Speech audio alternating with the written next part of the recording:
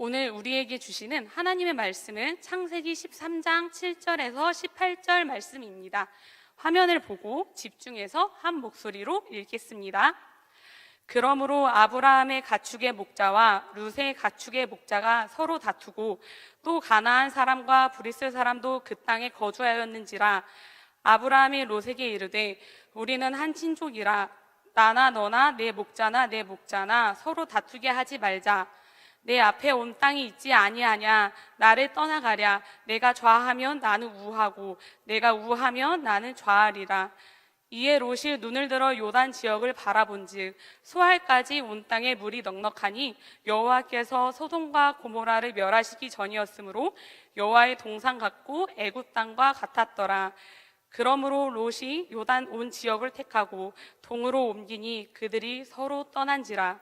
아브라함은 가나안 땅에 거주하였고 롯은 그 지역의 도시들에 머무르며 그 장막을 옮겨 소돔까지 이르렀더라. 소돔 사람은 여호와 앞에 악하며 큰 죄인이었더라. 롯이 아브라함을 떠난 후에 여호와께서 아브라함에게 이르시되 너는 눈을 들어 너 있는 곳에서 북쪽과 남쪽 그리고 동쪽과 서쪽을 바라보라. 보이는 땅을 내가 너와 내 자손에게 주리니 영원히 이르리라. 내가 내 자손의 땅에 티끌 같게 하리니 사람이 땅에 티끌을 능히 셀 수 있을진데 내 자손도 세리라. 너는 일어나 그 땅을 종과 횡으로 두루 다녀보라. 내가 그것을 내게 주리라. 이에 아브라함이 장막을 옮겨 헤브론에 있는 마므레 상수리 수풀에 이르러 거주하며 거기서 여호와를 위하여 제단을 쌓았더라. 아멘. 오늘 약속과 믿음이라는 제목으로 말씀 전해주실 분장님은 이재영 목사님이십니다. 박수로 환영하겠습니다.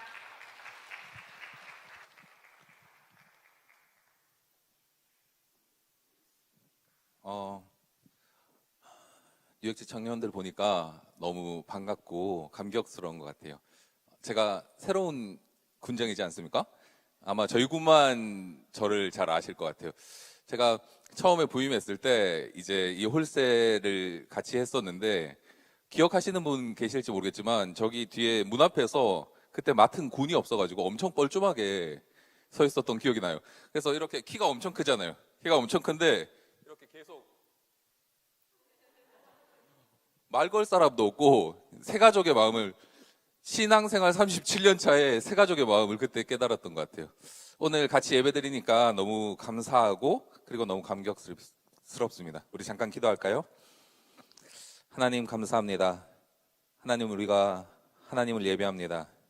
우리 가운데 하나님 역사하여 주시고 말씀하여 주시고 깨닫게 해 주시는 그 말씀이 오늘의 삶을 살아가는 우리의 말씀 되게 하여 주시옵소서. 감사합니다. 예수님 이름으로 기도합니다. 아멘. 오늘 말씀은 약속과 믿음이라는 말씀으로 함께 하나님의 은혜 나누기를 원하는데 조금 특별한 것이 있습니다. 오늘은 인용되는 말씀이 PPT에 뜨지 않아요. 성경책 다 가지고 오셨죠? 성경책 다 가지고 오신 줄 알고 그렇게 함께 말씀 살펴보면서 우리 함께 나누면 좋겠습니다. 우리가 보는 예배가 아니라 함께 드려지는 예배로 나아가기를 원하는데 어떤 사람은 이렇게 이야기했어요. 인생은 B와 D 사이에 C다라고 이야기했습니다. 굉장히 유명한 말이잖아요. B는 뭐죠? 벌스. D는 뭐죠? 데스. C는 뭡니까? 초이스. 인생은 태어남과 죽음 사이의 선택이다라고 많은 사람들이 이야기합니다. 그래서 어떤 사람들이 어떻게 하든 어떤 삶의 방식을 영위하든 모든 사람은 다 선택을 하면서 살아요. 저도 중요하게 선택한 것 중에 하나가 있습니다. 지금 이렇게 잘 보이실지 모르겠지만 제가 수염을 조금 기르기 시작했어요. 수염을 자매들 좀 싫어할 수도 있는데 수염을 조금 기르기 시작했어요. 일단 저희 집에 있는 사모는 좋아합니다. 괜찮아 하더라고요. 그런데 이 수염이 저희 군에 있는 몇몇 청년들처럼 제 꿈은 뭐였냐면 자매들 엄청 싫어할 것 같은데 이렇게 약간 그렛나루랑 수염이랑 약간 이어가지고 이렇게 싹 하는 남자들은 그런 로망들이 있습니다. 그런데 여자분들은 아닌데 남자들은 그런 로망이 있어요. 그런데 제가 이 인체 특성상 얌생이 수염처럼 납니다. 그래서 이게 뭐라 그래야 되죠? 굉장히 오래 길렀는데 우리 여기 성현 형제가 있는데 성현 형제 하루 기름만도 못한 정도로 같아요. 그래서 근데 어쨌든 이걸 선택했어요. 이걸 선택하고 계속 기르는데 제가 평상시였으면 이걸 안 했겠지만 계속 마스크를 쓰고 있지 않습니까? 마스크를 쓰고 있으니까 수염이 자라든 안 자라든 어쨌든 하여튼 잘하고 있습니다. 잘하고 있는데 이런 선택, 저만의 선택인 것처럼 여러분들도 아마 개인적인 선택들을 하시는 것 같아요. 개인적인 선택을 할 때 2021년은 어떻게 살아야겠다. 아니면 오늘 어떤 것을 먹어야겠다. 오늘 카페 가서 아메리카노 마실까? 뭐 카페라떼 마실까? 마키아토 마실까? 이런 것들도 다 선택이잖아요. 그런데 중요한 선택을 앞에 둘 때가 있고 하찮은 것들을 선택할 때가 있습니다. 여러분들 오늘 점심 식사 어떤 거 드셨나요? 제가 제군만 이야기하는 것을 용서하세요. 제군밖에 잘 몰라서 그래요. 성현 형제 점심 뭐 먹었습니까? 식당 공개하기 좀 그런가? 떡볶이 드셨대요. 떡볶이를 먹을 때 치즈 떡볶이를 먹을지 그냥 떡볶이를 먹을지 이런 거 선택하는 건 위대한 일입니까? 아닙니까? 위대한 일이에요? 치즈를 넣을 것인가 말 것인가는 굉장히 중요한 요소긴 한데 이것이 인생을 결정짓지는 않아요. 어떤 사람은 달걀을 이제 부칠 때 후라이를 할지 아니면 스크램블을 할지 성향에 따라 다르지 않습니까? 그런데 이런 것들이 우리의 삶을 좌우하진 않아요. 우리의 삶을 정말로 좌우하는 선택은 뭡니까? 탕수육을 부어 먹을 것인가? 찍어 먹을 것인가? 뭐 이런 건 농담이고. 근데, 근데 이런 어떤 선택들이 있잖아요. 그런데 정말로 인생에 중요한 선택을 해야 될 때가 삶을 살다가 보면 분명하게 찾아옵니다. 이것을 오늘 설교에선 영적 선택이라고 말하고 있습니다. 영적인 선택을 해야 될 때가 분명하게 와요. 오늘 우리가 읽은 본문에는 아브라함과 롯이 등장합니다. 아브라함과 롯의 공통점이 있어요. 첫 번째 공통점은 뭐냐면 아브라함의 족보를 설명하면서 이 두 사람이 등장합니다. 성경책 한번 펼까요? 창세기 11장 31절. 창세기 11장 31절 함께 읽습니다. 시작. 데라가 그 아들 아브람과 하란의 아들인 그의 손자 롯과 그의 며느리 아브라함의 아내 사레를 데리고 갈대아인의 우르를 떠나 가나안 땅으로 가고자 하더니 하란에 이르러 거기에 거류하였으며. 아멘. 하란은 우르랑 가나안 사이에 있는 중간 지점이에요. 그래서 우르와 가나안을 가기 위해서 직선거리가 아니고 이렇게 산 모양으로 당시에는 길이 있었는데 대부분의 학자들은 이 아브라함을 하나님께서 부르실 때 갈대아 우르에서 부르셨다라고 이야기합니다. 오늘 본문이랑은 조금 다르지만 창세기 15장 7절에 보면 갈대아인의 우르에서 이 아브라함을 불렀다라고 이야기합니다. 그런데 그 가는 길이 1600km 정도 돼요. 그러니까 쉬운 거리가 아니란 얘기예요. 이 길을 걸어갈 때 가다가 중간 지점인 하란에서 잠시 거류하기 시작했습니다. 그런데 이 잠시 거류하면서 아버지 데라가 거기에서 죽었어요. 그런데 중요한 것은 무엇이냐면 이 하란이라는 것 자체가 이 아브람과 이 가족들에게 아주 중요한 장소가 됩니다. 왜 그러냐면 아브라함의 아들이 누구죠? 이스마엘 말고 이삭이잖아요. 이삭의 아내를 리브가를 구하러 갈 때 이 하란으로, 그리고 야곱이 에서를 피해서 어디로 도망갑니까? 삼촌이 있는 하란 지역으로 도망가요. 이 하란이라는 곳이 이 아브라함의 가족에게 있어서는 굉장히 중요한 지역인데 그 모든 것을 다 차치하고 나서라도 아브라함이 하란을 떠나기 시작했습니다. 어디를 가기 위해서 떠났나요? 가나안 땅을 가기 위해서 떠나는 거예요. 그런데 단순하게 뭐 포장이사, 그냥 단순하게 길을 떠났다 이런 것이 아니라 당시에는 우리 가족을 떠난다라는 건 내가 생각할 수 있는 가장 안전한 지대를 벗어난다라는 것과 똑같은 의미입니다. 내 가족이 나를 지켜줄 수 있고 내 가문이 나를 지켜줄 수 있고 내 가문만 믿을 수 있는 이 시절에 아브라함이 가나안 땅을 향해 떠나는 거예요. 어떤 것 때문에 떠납니까? 하나님의 말씀 때문에 떠나는 거예요. 말씀 때문에 떠났습니다. 아브라함의 족보를 통해서 롯과 아브라함이 함께 등장해요. 그러면서 롯이 아브라함과 함께 약속의 땅을 향해 떠나갑니다. 약속이 무엇이냐면 창세기 12장 1절과 2절 보면 아브라함에게 이렇게 말씀하셨어요. 여호와께서 아브라함에게 이르시되 너는 너의 고향과 친척과 아버지의 집을 떠나 내가 내게 보여줄 땅으로 가라. 내가 너로 큰 민족을 이루고 내게 복을 주어 내 이름을 창대하게 하리니 너는 복이 될지라. 아멘. 아브라함과 함께 약속의 땅을 향해 떠났다라는 것은 이 롯이 내 삶의 가정과 내 삶의 가문과 그 모든 안전한 지대를 벗어난 것과 동시에 한 가지 더 의미하는 게 있어요. 아브라함의 약속에 동의했다라는 얘기입니다. 롯도 성인이잖아요. 롯이 아브라함의 약속에 동의했기 때문에 그 길을 함께 떠나가는 것입니다.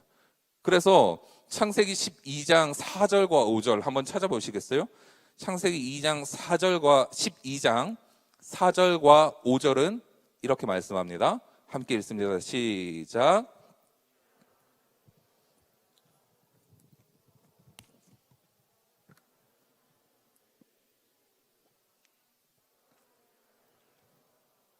하란에서 모은 모든 소유와 얻은 사람들을 이끌고 가나안 땅으로 가려고 떠나서 마침내 가나안 땅에 들어갔더라. 이 아브라함의 여정의 끝자락은 어디였습니까? 우르에서 떠날 때 가나안 땅이었어요. 12장 5절에서는 마침내 가나안 땅에 들어갔다라고 이야기하는데 중요한 것이 있습니다. 4절에 아브라함이 여호와의 말씀을 따라갔고 롯도 그와 함께 갔으며 라고 이야기합니다. 그냥 일반적인 동행을 의미하는 게 아니에요. 아브라함이 무슨 약속을 받았는지, 아브라함이 왜 떠나는지, 아브라함이 왜 이 안전한 지대를 벗어나는지, 가나안 땅이라고 이야기하는 그곳을 향해 왜 가는지 롯이 아무것도 모르고 따라갔다는 게 아니에요. 함께 갔다라는 얘기는 그 약속에 대해서 동의를 하든 동의를 하지 않던 알고 있었다라는 얘기입니다. 분명하게 알고 있었어요. 그러면서 이 긴 가나안의 여정이 끝났습니다. 그리고 그 땅에 입성했어요. 그리고 입성하면서 이 이야기가 시작되는데 아브라함과 롯의 세 번째 공통점이 있습니다. 세 번째 공통점이 뭐였냐면 둘 다 엄청나게 부자였어요. 엄청나게 얼마나 부자였냐면 오늘 본문인 창세기 13장 앞부분에 보니까 13장 1절과 2절에 아브라함이 애굽에서 그와 그의 아내와 모든 소유와 롯과 함께 네겝으로 올라가니 아브라함에게 가축과 은과 금이 풍부했다라고 얘기해요. 가축과 은과 금이 풍부했다. 이동하면서 사는 사람한테 가축과 은과 금이 풍부했다라는 얘기는 굉장히 하나님의 축복임과 동시에 위험한 얘기예요. 제가 예전에 그 필리핀에 예전에 있던 교회에서 그 필리핀에 단기 선교를 갔던 기억이 있습니다. 처음 갔었어요. 저도 처음이었고 교회도 처음이었고 선교사님도 처음이었어요. 다 처음이었어요. 그러니까 제가 그 당시가 2009년이니까 그 선교비를 제가 가지고 있었거든요. 그때 청년이었을 텐데 선교비를 딱 가지고 있는데 우리나라 가치랑 필리핀 페소 가치가 많이 차이 날 때였어요. 그래서 선교비를 바꿨는데 뭉치를 주는 거예요. 뭉치를. 그래서 뭉치를 줬는데 뭉치를 받는 순간 어떻게 해야 될지를 모르겠는 거예요. 이게 그냥 5만 원권, 10만 원권 이런 게 아니고 1만원 뭉치를 주니까. 근데 제가 거기에서 선교비를 지출하면서 이제 빈민가 전도를 많이 했었는데 이제 한 번은 슈퍼에서 어쨌든 뭉치에 돈이 있지 않습니까? 저도 어리석긴 한데 뭉치를 꺼내가지고 지불을 하고 뭉치를 다시 넣었어요. 그러니까 그 슈퍼 아줌마가 저한테 이렇게 얘기했어요. 뭉치 가지고 있다가 뒤에서 칼 맞는다 저한테 얘기했어요. 제가 그 얘기를 듣고 어떻게 했겠습니까? 선교센터로 돌아가서 돈을 분할하기 시작했어요. 지퍼백에 분할해서 들고 가기 시작했어요. 근데 이 간단한 얘기지만 아브라함 시대에 음과 금과 가축이 풍부했다라는 건, 그리고 그들이 이동을 시작했다라는 건 안전한 지대 이러한 차원의 문제가 아니라 위험한 일인 거예요. 위험한 일. 그런데 성경은 어떻게 이야기합니까? 마침내 그 땅에 들어왔다라고 이야기하면서 하나님께서 아브라함이 가지고 가는 그 소유들의 많은 것들을 더해 주시면서 오히려 가축과 은과 금이 풍부해졌다라고 이야기해 버려요. 그런데 중요한 것은 5절에 있습니다. 13장 5절과 6절 보니까 아브라함의 일행 롯도 양과 소와 장막이 있으므로 그 땅이 그들이 동거하기에 넉넉하지 못하였으니 이는 그들의 소유가 많아서 동거할 수 없었음이니라. 이 양쪽 집에 가축이 얼마나 많으면 이 동거가 안 되는 거예요. 동거가. 여러분들 혹시 그 소가 돼지가 먹는 양을 보셨습니까? 제가 섬기던 교회 장로님이 돼지를 5,000마리 정도 키우셨어요. 5,000마리를 키웠는데 이 돼지들이 5,000마리가 있으면 대환장 파티입니다. 완전히 먹는 양이 난리가 나요. 그런데 뭐 이거는 여담이긴 하지만 돼지는 정해진 100%를 먹지만 사람은 120%를 먹을 수 있답니다. 그 장로님의 말이었어요. 그래서 돼지만큼만 먹어라 뭐 그렇게 이야기하시기도 했는데, 돼지 너무 그죠? 돼지처럼 먹었다 그러면 돼지가 억울하잖아요. 근데 이 5,000마리가 먹는데 하루에 그 장로님이 저한테 이렇게 얘기해 주셨어요. 하루에 얘네가 먹는 양이 1억이 넘는다 그랬어요. 저한테 1억이 넘는다. 제가 그래서 잘못 들은 줄 알았어요. 1억을 너무 남의 집 이렇게 강아지 이름처럼 얘기하시길래, 그러면서 막 그때 구제역이 터지면서 계속 이렇게 손해를 보시기 시작하는데 몇십억을 받던 기억이 나거든요. 근데 이 가축과 소가 많았다라는 이 이야기가, 어쨌든 가축과 소가 간헐적 단식을 하는 건 아니잖아요. 사람은 간헐적 단식을 해요. 저같이 약간 최근에 살이 많이 찐 사람들 간헐적 단식을 하기도 하고 6시 이후에 안 먹기도 합니다. 뭐 저는 아니지만. 그런데 가축과 소는 아니잖아요. 가축이랑 소는 정해진 양을 먹어야 돼요. 그 양을 먹으려고 하니까 결국에 어떻게 됩니까? 좋은 땅을 차지하기 위해서, 좋은 곳에서 이 얘네들을 풀어놓기 위해서 다툼이 벌어지기 시작하는 거예요. 우리 집, 니네 집 이렇게 편을 가르기 시작했습니다. 근데 이 편이 얼마나 심하게 갈라졌냐면 창세기 13장은 이렇게 이야기합니다. 창세기 13장 6절, 동거할 수 없음이니라 라고 이야기하면서 그들이 그 롯의 가축과 목자가 서로 다투었다라고 이야기해요. 아브라함과 롯의 목자가 서로 다투었다. 그냥 말싸움을 했다는 게 아니에요. 이 묵은 감정이 거기에서 폭발했다라는 얘기예요.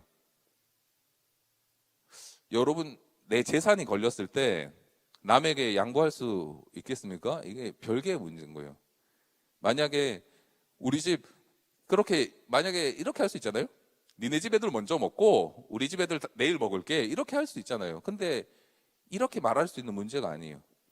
걔네들이 죽냐 사느냐에 달린 문제지. 그리고 지금처럼 안정적으로 양식이, 사료가 공급되는 것도 아니잖아요. 목초지를 찾으면 거기에서 결판을 봐야 되는 거예요. 그러한 상황 속에서 아브라함과 롯의 목자들이 싸우기 시작했어요. 근데 이 싸움이 얼마나 심해졌냐면 아브라함에게 들렸어요. 아브라함에게 들려서 13장 8절과 9절 함께 읽어봅니다. 시작. 아브라함이 롯에게 이르되 우리는 한 친족이라 너나 내 목자나 내 목자나 서로 다투게 하지 말자. 내 앞에 온 땅이 있지 아니하냐. 나를 떠나가라. 네가 좌하면 나는 우하고 네가 우하면 나는 좌하리라. 이 선택의 기로, 영적 선택의 기로 속에서 롯이 바라보는 것을 저희가 주목할 필요가 있습니다. 10절, 이에 롯이 눈을 들어 요단 지역을 바라본즉 소알까지 온 땅에 물이 넉넉하니 여호와께서 소돔과 고모라를 멸하시기 전이었으므로 여호와의 동산 같고 애굽 땅과 같았더라. 아브라함이 기근이 있어서 애굽 땅에 내려갔던 적이 있거든요. 애굽 땅 하면 곡창 지대랑 똑같은 말이에요. 그런데 이 애굽 땅과 같이 여호와의 동산과 같이 사람이 봤을 때 그것보다 완벽한 환경이 없는 거예요. 롯이 눈을 들어서 요단 지역을 딱 찍었습니다. 점 찍었어요. 그래서 그가 어떻게 합니까? 11절에 그러므로 롯이 요단 온 지역을 택하고 동으로 옮기니 그들이 서로 떠난지라. 아브라함은 가나안 땅에 거주하고 롯은 그 지역의 도시에 머무르며 그 장막을 옮겨 어디까지 이르렀더라? 소돔까지 이르렀더라. 장막을 계속 옮겨가는 거예요. 계속 옮겨가서 내가 정말로 살만한 지역에 정착했는데 그 지역이 소돔이었습니다. 그런데 소돔에 대해서 어떻게 이야기하죠?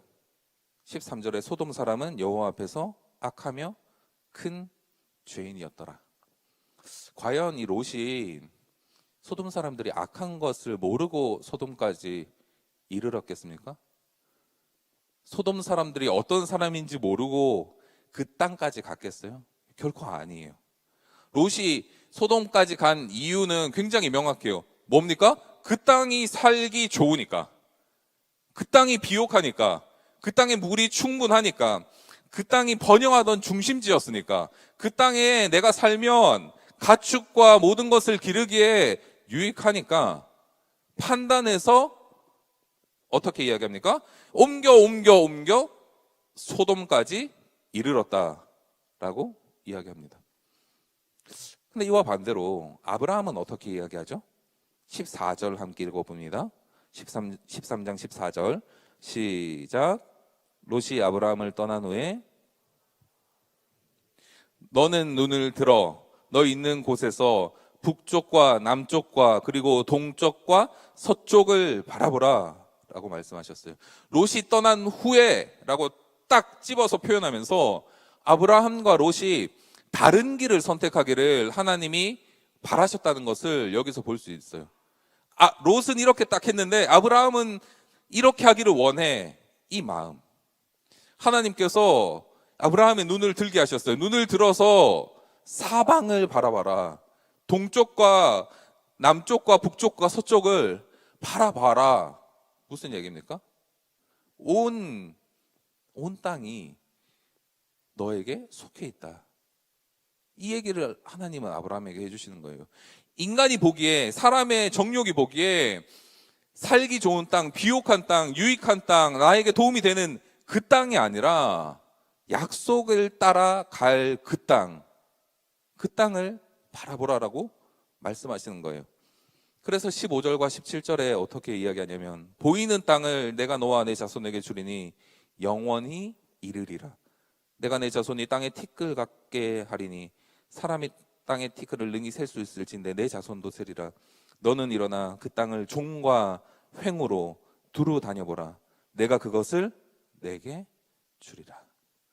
이 약속이 아브라함의 이동의 근거가 되는 거예요. 아브라함을 설명할 때, 아브라함에 대해서 이야기할 때 제일 우선적으로 설명되는 것은 순종입니다.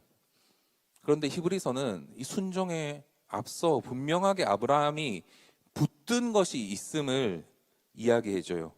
히브리서 11장 8절 믿음으로 아브라함은 부르심을 받았을 때 순종하여 장래의 유업을 받을 땅을 나아갈새 갈 바를 알지 못하고 나아갔다. 그가 분명히 붙들었던 건 뭡니까? 믿음이라는 거예요. 믿음. 그가 가지고 있었던 믿음에는 분명한 특징이 있었어요. 어떤 특징이었습니까? 하나님의 약속. 내가 헛된 것을 붙드는 것이 아니에요. 내가 붙들고 싶은 것을 붙드는 게 아니에요. 내가 그날의 찬양과 그날의 말씀과 그날의 감정에 휘둘리는 것을 붙드는 것이 아니에요. 하나님의 분명한 약속, 하나님이 나의 삶에, 우리의 삶에, 우리의 공동체에, 우리의 가정에 이루시리라고 말씀하신 그 약속, 그 약속을 붙드는 것입니다. 근데 롯 역시도 하나님을 알았어요. 신기하죠? 하나님을 알았어요. 이 롯이 의인이라는 사실은 창세기 19장을 저희가 이제 중점적으로 살펴볼 건데 19장에 보면 이 두 천사가 소돔 땅을 방문해요. 이들을 멸망시키려고. 근데 그 전에 뭐 그런 에피소드도 있지 않습니까? 소돔 땅에 그 의인 50명이 없으면 어떡하겠습니까? 하나님 그래도 멸하실래요? 그 45명, 40명, 30명, 20명, 10명 이렇게 쭉쭉쭉쭉쭉 깎아가지고 두 천사가 소돔에 딱 방문했는데 마침 거리에 이 롯이 앉아 있었어요. 그러면서 롯이 이 천사들에게 어떻게 이야기하냐면 밖에서 노숙하지 말고 우리 집에 제발 와달라고 얘기해요. 제발 와달라.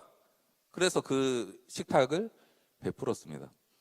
그런데 이 제발 와달라는 이 본문이 그냥 롯이 베풀기를 좋아했기 때문에 그렇게 적혀진 게 아니에요. 당시에 의인의 기준 중에 하나가 뭐냐면 나그네를 대접하는 것이었습니다. 나그네를 대접하는 것. 아브라함도 나그네를 대접했잖아요. 아브라함이 나그네를 대접해서 어떤 약속을 받았습니까? 소돔과 고모라가 멸망할 것이다 라는 이야기와 동시에 너는 99세에 아이를 가질 것이다. 이 약속을 받잖아요. 그런 것처럼 롯이 이 두 사람을 영접했습니다. 영접하고 소돔에 딱 데리고 왔는데 소돔 땅에 어떤 일들이 발생합니까? 19장 4절과 5절과 6절과 7절 쭉 보면 눕기도 전에 먹고 눕기도 전에 사람들이 모여서 그 두 사람을 내놓으라고 이야기하기 시작했어요. 두 사람을 내놔라, 당장 여기다 끌어놔라. 왜 그랬겠습니까? 동성애, 동침하려고. 성경은 그렇게 이야기합니다. 19장 5절 롯을 부르고 그에게 이르되 오늘 밤 내게 온 사람들이 어디 있느냐 이끌어내라. 우리가 그들과 상관하리라. 히브리어로 야다. 성관계를 갖다라는 얘기입니다. 알다라는 얘기예요. 롯이 어떻게 얘기합니까? 우리 집에 두 딸이 있는데 두 딸을 데려가고 이 사람들은 건들지 마라. 나그네를 끝까지 지키려는 이 모습들을 롯이 보여주는 거예요. 그런 이 죄악 중에 그들이 눈이 멀게 되고 멸망의 날이 다가오는 거죠. 이 멸망의 날이 다가오는데 이 롯이 고백하는 것을 한번 주목해 보십시오. 롯이 하나님을 알았는데 어떻게 알았냐면 이 19장 18절과 19절에 롯이 그들에게 이르되 내 주여 그리 마옵소서. 주의 종이 주께 은혜를 입었고 주께서 큰 인자를 내게 베푸사 내 생명을 구원하시오나 내가 도망하여 산까지 갈 수 없나이다. 두렵건대 재앙을 만나 죽을까 하나이다 라고 이야기하면서 롯이 하나님을 알았다는 것을 분명하게 성경은 이야기해 주는 거예요. 내가 이 멸망의 날에 산까지 도망하라 그랬는데 산까지 못 갈 것 같은데 저 근처 성읍까지만 도망하면 안 되겠습니까? 이 얘기가 롯에게 뻥으로 들렸겠습니까? 롯이 그것을 진짜로 받아들였기 때문에 산은 안 되는데 저 성읍까지는 도망갈 수 있다라고 이야기하는 거예요.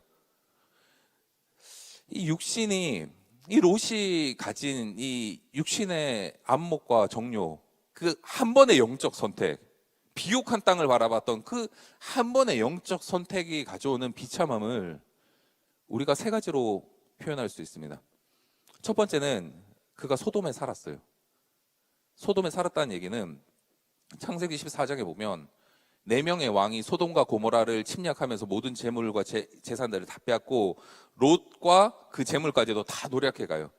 그래서 아브라함이 기르던 318명의 군사들을 데리고 롯을 구해내고 빼앗겼던 재물을 찾아오는데 어떻게 이야기하냐면 14장 14절에서 16절에 아브라함이 그의 조카가 사로잡혔음을 듣고 집에서 길리고 훈련된 자 318명을 거느리고 단까지 쫓아가서 그와 그의 가신들이 나뉘어 밤에 그들을 쳐부수고 다메섹 왼편 호바까지 쫓아가 모든 빼앗겼던 재물과 자기의 조카 롯과 그의 재물과 부녀와 친척들을 다 찾아왔더라. 한번 크게 데였잖아요. 크게 데이고 나서도 그 상황에서 선택한 것이 뭐였습니까? 여전히 소돔에 사는 것이었습니다. 소돔에서 생활하는 것이었어요. 소돔이 얼마나 악한지 알고 있었음에도 불구하고 소돔에 살았습니다. 그러다 보니까 어떻게 되죠? 자연스럽게 두 번째로 신앙을 타협하게 되는 거죠. 이 신앙의 타협이 가장 잘 드러나는 본문이 있습니다. 이 두 천사가 소돔을 멸망시키기로 작정했을 때 이 롯의 행위를 보고 롯에게 말한 것이 있어요. 19장 12절 그 사람들이 롯에게 이르되 이 외에 너한테 속한 자가 또 있냐? 내 사위나 자녀나 성중에 있는 내게 속한 자들을 다 성 밖으로 이끌어 내라 라고 이야기합니다. 너한테 속한 사람 다 밖으로 꺼내줄 기회 줄 테니까 다 바깥으로 꺼내라 라고 기회를 딱 줬어요. 그런데 롯이 자신의 딸들과 결혼할 사위에게 말할 때 어떻게 이야기합니까? 19장 14절 함께 읽어볼까요? 19장 14절 시작.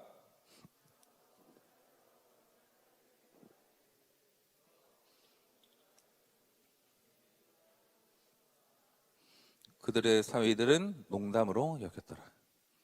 농담으로 여겼더라. 무슨 이야기입니까? 멸망시키기로 작정하신 하나님의 말씀이 그 심령에 찾아오지 않았다. 이게 아니라 그 말씀 자체에 관심이 없었다라고 이야기해요. 그런데 잘 보십시오. 결혼할 사위들이라고 이야기합니다. 결혼할 사위들. 19장 14절에 보니까 롯이 나가서 그 딸들과 결혼할 사위들. 결혼 아직 안 해보셨죠? 제가 작년에 결혼했습니다. 작년에 결혼해서 지금 200일이 넘었어요. 이제 저희 아기가 27주가 됐습니다. 굉장히 놀라운 일이죠. 결혼의 소망을 품으시길 바래요. 근데 이 결혼이라는 게 이게 마음대로 됩니까? 두 명이 한다라고 나랑 그 여자랑 이렇게 남자랑 여자랑 둘이 하는데 마음대로 안 돼요. 누구의 허락이 있어야 되죠? 부모님의 허락이 있어야 되잖아요. 결혼할 사위라는 얘기 뭡니까? 롯이 허락했다는 얘기입니까? 안 했다는 얘기입니까? 허락했다는 얘기예요. 그들이 여호와의 멸망의 말씀을 농담으로 여길 정도로 영적인 가치가, 영적인 어떤 깨어남이 단 1도 없었는데 결혼해라 허락했다라는 거예요. 근데 이 롯이 얼마나 이때 영적으로 어두웠고 얼마나 이 멸망의 날에도 롯이 얼마나 지체를 했냐면 19장 16절에 그러나 롯이 지체함에 그 사람들이 두 명의 천사들이 롯과 그의 아내의 손과 두 딸의 손을 잡아서 바깥으로 끌어내는 거예요. 여호와께서 그에게 자비를 더하심이었더라. 자유의지로 나간 게 아니고 강제로 끌어낸 거예요. 놔두고 가라. 놔두고 가라. 멸망의 날에도 가족들을 위해 지체하는 것입니다. 멸망의 날에 가족들의 신앙이 적나라하게 드러났는데 어찌 못해서 지체하게 되는 거예요. 타협이라는 결과가 어떤 것을 가져오는지 우리가 이 장면을 통해 볼 수 있습니다. 더 비극적인 건 17절에 그 사람들이 그들을 밖으로 이끌어낸 후에 이르되 도망하여 생명을 보존하라. 돌아보거나 들에 머물지 말고 산으로 도망하여 멸망함을 면하라. 멸망함을 면하는 조건이 있습니다. 돌아보지 않고 뛰어라. 도망해라. 그 블록버스터 영화를 좋아하십니까? 이렇게 그 탐정 영화 같은 거 보면, 추리 영화 같은 거 보면 그런 거 있잖아요. 이 범인은 이제 알았다. 이 범인은 하는 순간, 범인이 누군지 알았다 하는 순간 망치가 갑자기 뒤에서 탁 날라서 죽기도 하고. 블록버스터 뭡니까? 건물이 무너지고 산이 폭발하고 대화산이 분출돼도 주인공이 뛰면 사는 거예요. 제가 어떤 블록버스터 보니까 주인공이 의족을 하고 있는데 건물과 건물 사이를 뛰어가지고 살더라고요. 사는 거예요. 뛰면 사는 거예요. 롯에게 뭐 많은 걸 요구한 게 아니에요. 돌아보지 말고 뛰어라. 여러분들 100m 달리기 해보셨습니까? 100m 달리기 뭐 그렇게 해보면 돌아보는 순간 어떻게 됩니까? 추월하죠. 돌아보지 말고 뛰어라라고 얘기하는 거예요. 롯이 대피를 완료했습니다. 해가 떠올랐어요. 하늘에서 유황과 불이 소돔과 고모라를 향해서 덮치기 시작하고 모든 것이 엎어졌어. 롯이 그동안 갖고 왔던 재산들, 그동안 결혼할지도 몰라서 허락했었던 그 사위들, 성, 다 수라장이 되었어요. 롯의 아내가 어떻게 했습니까? 19장 26절. 롯의 아내는 뒤를 돌아보았으므로 소금 기둥이 되었다.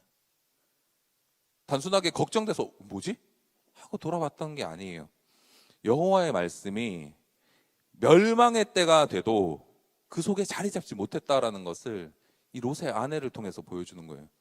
멸망의 날이 지금 임하고 있는데도 하나님께서 돌아보지 말라라고 했는데도 돌아봤다. 이 얘기를 성경은 하고 싶은 거예요. 이 롯이 영적 선택, 육신의 정욕과 안목으로 선택한 이 비극은 여기에서 끝나는 게 아니에요. 원수를 낳죠. 롯의 아내가 소금 기둥이 되었습니다. 딸들은 사위들을 잃어버렸어요. 그때 딸들이 어떻게 합니까? 19장 후반부에 보니까 31절과 32절 함께 읽습니다. 31절과 32절 시작.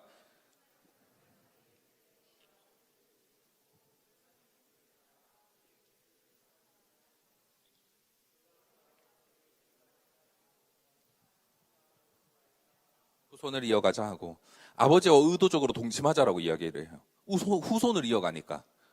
그런데 그들이 하는 이야기를 주목했어요. 31절에 큰 딸이 작은 딸에게 이르되 우리 아버지는 늙으셨고, 이게 중요한 게 아니라 온 세상의 도리를 따라, 온 세상의 도리를 따라, 하나님의 말씀과 하나님의 약속과 하나님의 은혜가 아니라 그들이 살던 소돔 세상의 온 세상의 도리를 따라서 우리가 이렇게 하자.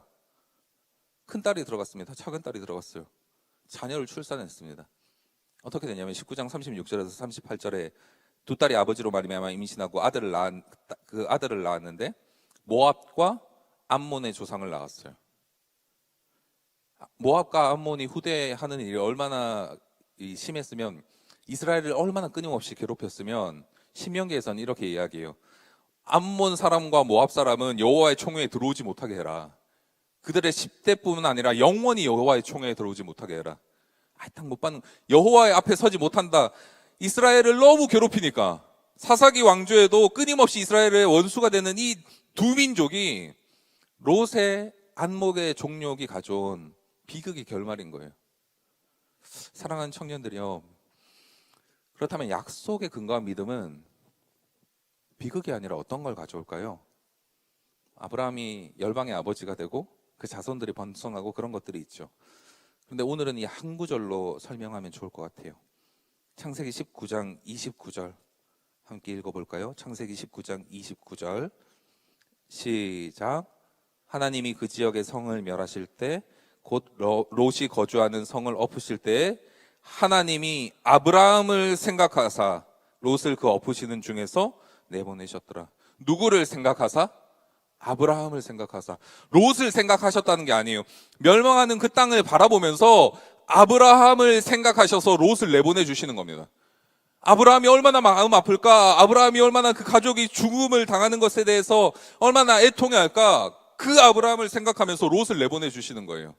성경은 멸망 딱 기록하고 있잖아요. 성이 멸하시고 롯이 거주하는 성을 엎으시는데 그 자리에 없었던 아브라함을 생각해 주시는 거예요. 약속을 믿고 나아간 이 아브라함을 생각해 주시니까 그 영향력으로 생명이 살아나게 되는 것입니다. 멸망의 구덩이에서 건져지는 거예요. 약속의 백성이 가져오는 이 결과는 앞선 육신이 가져오는 비극과 전혀 다릅니다. 대를 이은 이 비극과 참담함이 아니라 당장의 멸망의 땅에서도, 하나님의 멸망이 임하는 이 땅에서도 생명을 살려내는 그 일들을 약속의 자녀들이 할 수 있는 거예요. 이 약속의 자녀가 되시기를 간절히 축복합니다. 약속의 백성이십니까? 말씀 의지하고 계십니까? 현장 예배가 시작됐잖아요. 현장 예배가 시작됐는데 참 안타까운 얘기는 현장 예배가 시작되면 교회로 달려오리라 했었던 사람들이 생각보다 달려오지 않더라고요. 교회 문 열면 폭포수같이 막 쏟아질 줄 알았는데 생각보다 뭐 이렇게 우리 집 수돗물 튼 것 같이 다 그렇게 될 줄 알았잖아요. 현장이 열리면 다 쏟아질 줄 알았잖아요. 무슨 이야기죠? 어둠의 시대, 이 어려운 시대 속에서도 말씀 붙들고 약속을 의지했던 그 사람들이 이 자리에 나오는 것입니다. 약속을 끝까지 붙드시기를 간절히 축원합니다. 다른 것 붙들지 마세요. 끊임없이 세상이 이야기하죠. 청년들에게 스펙을 가져라. 세상이 추구할 만한 그것들을 너는 왜 가지고 있지 않냐? 너는 왜 취업도 못하고 경제적으로 어려운데 왜 그렇게 교회에 목을 매냐? 너는 살림의 형편도 나아지지 않는데 왜 그렇게 교회에 미친 듯이 찾아가냐? 미칠 거면 적당히 미쳐라 라고 이야기하는데 약속은 어떻게 이야기합니까? 나아갈 바를 바라보지 못했는데 나아가는 미친 사람들을, 신앙에 미친 사람들을 찾아내는 것입니다. 하나님의 일들을 할 때 장애물이 있을 수 있죠. 성경은 그 장애물이 있다라고 얘기해요. 예레미야는 하나님이 부르셨을 때 자기를 어떻게 이야기했냐면 내가 너무 어려서 이 사역 못한다 그랬어요. 반대로 이 모세는 80세에 찾아온 하나님에게 너무 늦게 찾아오셨다. 이왕 오실 거면 40세 오시지 너무 늦게 찾아오셨다라고 말씀했어요. 이 두 사람의 말 동의하실 수 있습니까? 우리의 재능과 우리의 능력으로 사역을 해야 된다면 동의할 수 있겠죠. 그런데 우리의 재능과 우리의 능력이 아니라 우리가 잘 아는 하나님께서 역사하실 것이라는 그 약속의 믿음, 하나님께서 내 삶에, 우리의 가정에, 우리의 팀에, 우리의 군에, 우리의 공동체에, 나아가서 우리의 가정에 반드시 역사하실 거라는 그 믿음, 그것이 우리를 약속의 땅으로 이끄는 줄로 믿습니다. 이 말씀 붙들고 오늘 하루 살아가는, 우리의 삶을 살아가는 귀한 우리 뉴엑시 되기를 원합니다.